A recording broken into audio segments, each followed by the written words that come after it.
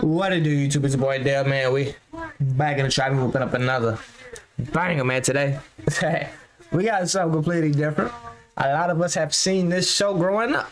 Some of this was our daily routine as a kid, going straight to this show on Nickelodeon. We got SpongeBob Conspiracy Theories, Part 1. This is the Squidward theory. If I said it wrong, hey, don't laugh at me. We all got flawed. Look, if I get interrupted, disclaimer, my son in the back, you know how kids is, they want their entertainment, so he might come over and harass me. But hey, we gotta thug it out. We gotta work regardless. So let's listen to my boy SpongeBob and see what this conspiracy theories is.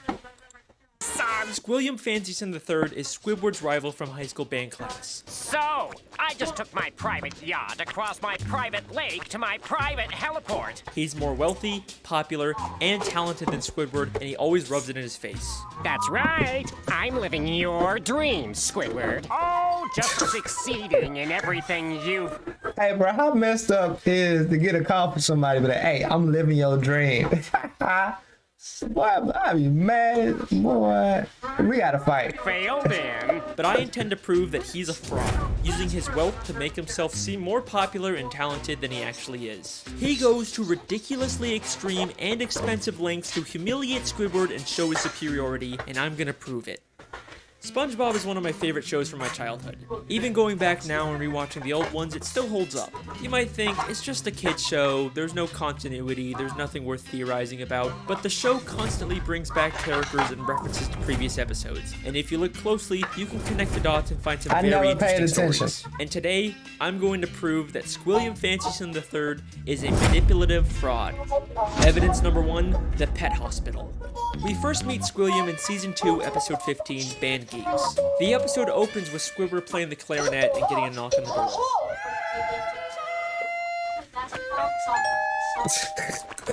We're with the pet. Hey, I'm not gonna count. Squidward could not play that clarinet for nothing. He was not hitting them notes, bro. The hospital down the street, and I understand you have a dying animal on the premises. Immediately after, Squidward gets a call from Squilliam. Hell nah. Hello, you've reached the house of unrecognized talent. Please start after the... Sounds as though you've got a dying animal to attend to, eh, old chum? I believe that not only was Squilliam spying on Squidward to know when he was playing... Bro, on some real talk, he called right after that, though. I didn't think about that. He said, I heard there's some dying cats. Like, yo, how? Did you know? Nigga, did you move next door? Hey, he might be attracted to the Squidward, bro. That's why he was always on his. He might have a thing for him. Playing his clarinet, but he also hired the doctor to come and embarrass Squidward. We're with the pet hospital down the street. Pet hospital down the street. That's We have never crazy. seen a pet hospital in Bikini Bottom. We've only ever seen just the regular Bikini Bottom hospital. We've seen this purple doctor fish before, but once again, he's never worked at a pet hospital. We've only ever seen him at the regular general hospital. Well, Mr. Squarepants, it seems you have the suds. Are you ready for your treatment? Then there's this green fish behind him, and we've only ever seen him as one of the many identical paramedics that work at the Bikini Bottom hospital. Yeah. We even see him at the end of the episode to take Squilliam away after fainting. So it is very likely that Squilliam hired these two and told them to pretend like they're from a pet hospital just to humiliate Squidward. But this is just the start of Squilliam's elaborate lies. Evidence number 2, the Bubble Bowl. In the same episode, Squilliam also says, I'm the leader of a big fancy band now, and we're supposed to play the Bubble Bowl next week. The problem is, I'm busy next week and can't make it, so I was hoping you and your band could cover for us. but we've never seen Squilliam's band before. And Nope. despite claiming he's too busy to make it to the Bubble Bowl, he still shows up at the end to watch Squidward's band. So both his excuse Yeah, like I thought you said your band couldn't make it, but that boy was the first one there. Dang. Why we didn't notice this as kids? Boy, that mean we was bullshitting watching this show. Short attention span. They just light colors and all. Cause he said we couldn't make it.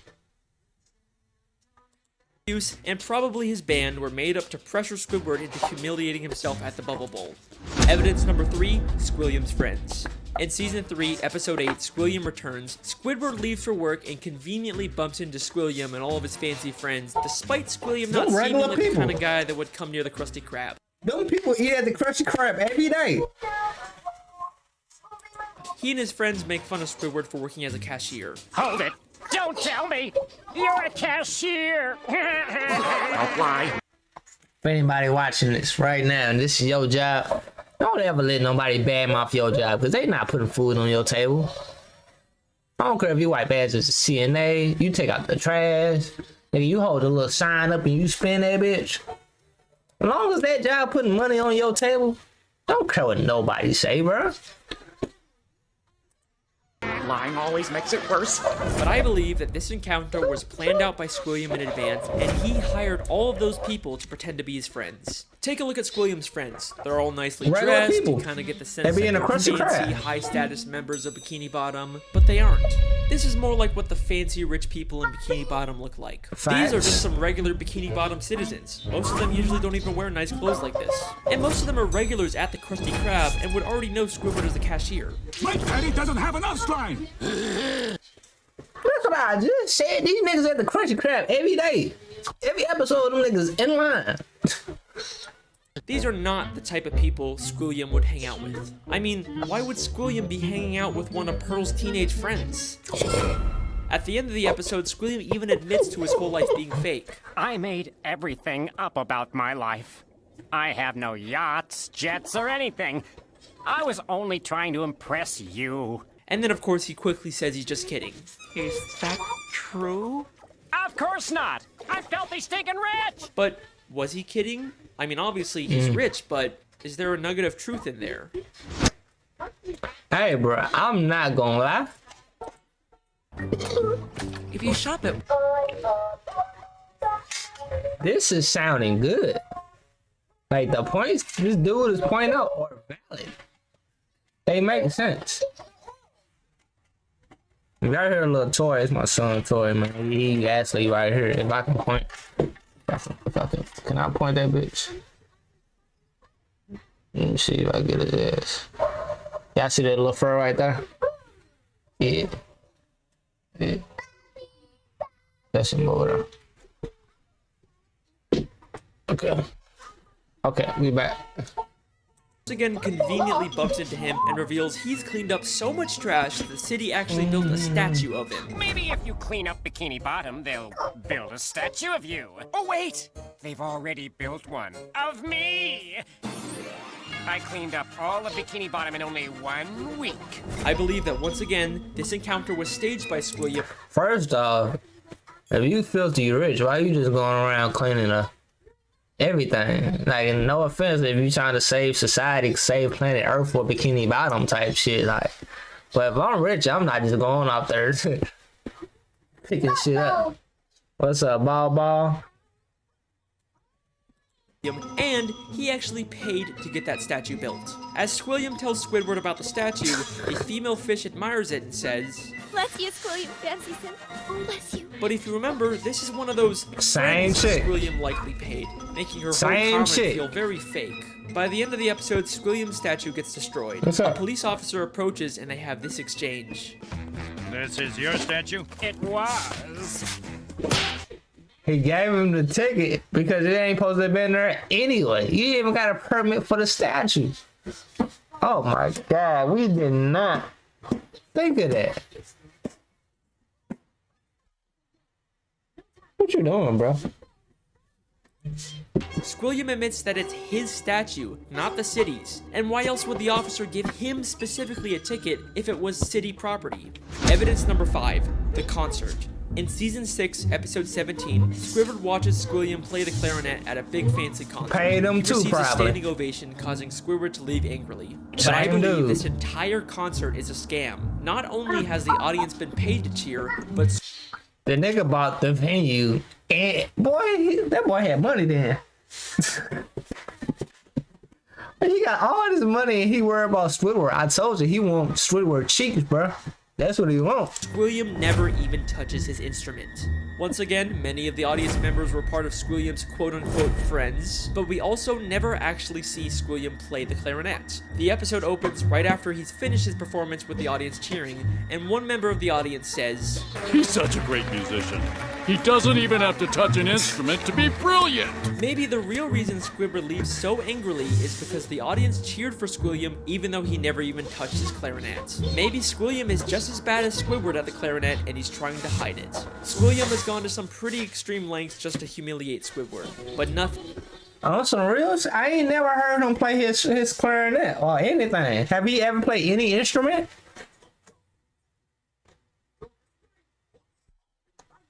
And why the hell he got a? Is that his eyebrow? Why, that's his hair. Nothing, and I mean nothing, compares to what he does next. Evidence number 6. The Music College. In the same episode, after Squidward leaves the concert, he's approached by the headmistress of the Bikini Bottom prestigious music college. Aren't you the esteemed Squilliam Fancyson III, who we all came here to see perform tonight? She mistakes him for Squilliam and offers him a position as a professor. Squidward pretends to be Squilliam and teaches a class, only for the police to burst in and arrest him, all while he's being filmed on live TV. And I believe that this is Squilliam's most elaborate and most expensive scheme to destroy Squidward both publicly and legally. This encounter where Squidward gets offered a job is already suspiciously convenient, but listen closely to their exchange. I'm Squilliam Fancyson. But didn't you just say a minute ago that your name was Squidward Q Tentacles? It is. No, I mean, no, I didn't. Well, that's a relief. I mean, what kind of a moron would go to their worst enemy's music recital? What kind of moron would go to their...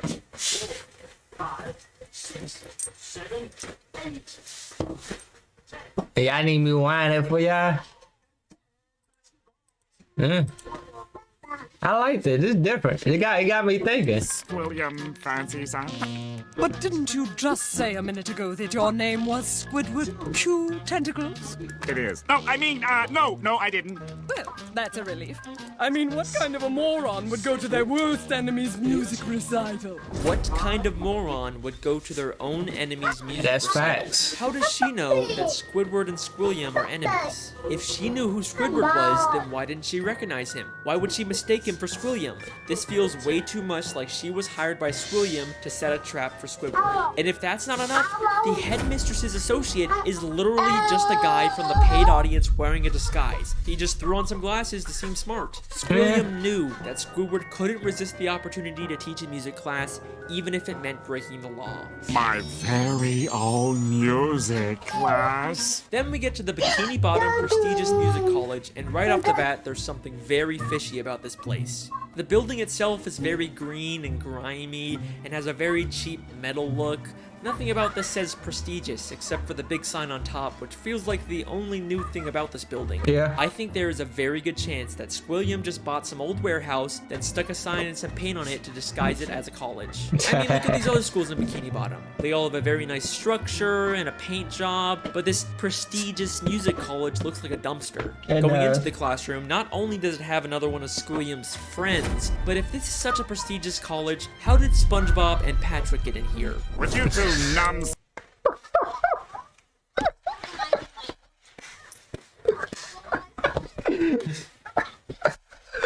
If this is Harvard, he said, why the fuck Patrick in this bitch? Basically what he said. True, like, how the hell these niggas get here? They dumb as hell. I was like, this ain't pretty. As soon as I would have seen SpongeBob and Patrick in this mug, I would have been like, nah, this ain't right. Hey, bro, as soon as I would have seen Patrick and SpongeBob, I was like, hey, I know this face, bro. Ain't no way I can't even get in this bitch. How they get in there? Only new thing about this building. I think there is a very good chance that Squilliam just bought some old warehouse, then stuck a sign and some paint on it to disguise it as a college. I mean, look at these other schools in Bikini Bottom. They all have a very nice structure and a paint job, but this prestigious music college looks like a dumpster. Going into the classroom, not only does it have another one of Squilliam's friends, but if this is such a prestigious college, how did SpongeBob and Patrick get in here? Would you two numbskulls mind telling me I what promise you're I doing woke up with my music throat class sore. anyway? Pause. Like, somebody got me sick. My throat will hurt like a mug. They say it was their New Year's resolution to take a music class, but you'd think it'd be harder for them to get into an esteemed music school if they just decided to go to it on a whim. Seems like they're just letting in anyone to sell this ruse. Then, both the police minutes, Squilliam and the headmistress and a live news broadcast show up at the same time to arrest Squidward for impersonating Squilliam. If the extremely coincidental fact that all of these people suddenly showed up at the same time isn't enough for you to believe that Squilliam set it all up, I've got something Hey, he petty as hell. blow your mind. He petty. Squilliam literally has the police working for him. Squidward chewed tentacles, I'm placing you under arrest for impersonating a genius. If that Hey, maybe my dude that was his off day. He somebody impersonating the officer or paying the officer. Maybe he was just off. doesn't sound like he's been paid off, I don't know what does. The lengths that Squilliam goes to humiliate Squidward are insane. He literally builds statues and entire buildings just to make Squidward feel inferior. But why? Why would anyone go so far to embarrass an old high school band class? Squidward had to take his girl. Squidward had to hit his mama or his sister or so. Ain't no way. I'm rich as hell and I'm tripping off you. Ain't no way. I got all the money in the world and I'm tripping off you. Squidward took his hoe. That's all. What happened between them? What could have caused this extreme level of dedication? Well, unfortunately, Squidward took his shit. Squidward took his shit. Then why Squidward be so mad at the world is because the rich dude made sure that he can't get no connections. That's all it was. Squidward hit his chick back in high school. And the old dude made sure his life was here. That's all it is. I just figured it out. we never really get much information on their Squidward past. quacked I've his spent mama. hours reading through the SpongeBob Wikipedia and looking at old episodes, and there really just isn't any clues that would explain their weird relationship. I guess we can't solve everything, but Squidward hit his girl back in high school. That's all it is. But look, Squidward hit the chick that he loved. But shout out to my boy Alice Blake. Honest to truth, this was exciting to watch. It's about 10 of them. So if y'all want me to react to these, what I got? We just hit we got 140 subscribers. If y'all like these SpongeBob conspiracy theories, it's about 8 of them. I need the like button to hit 12. 12 people, bro. It's 1,000 of y'all. 12 people like it, and we'll do part 2. It's about 8 of them. I want to watch them. So, I'll see y'all in the next video. Hopefully, y'all hit that like button. All we need is 12. All right. Peace out.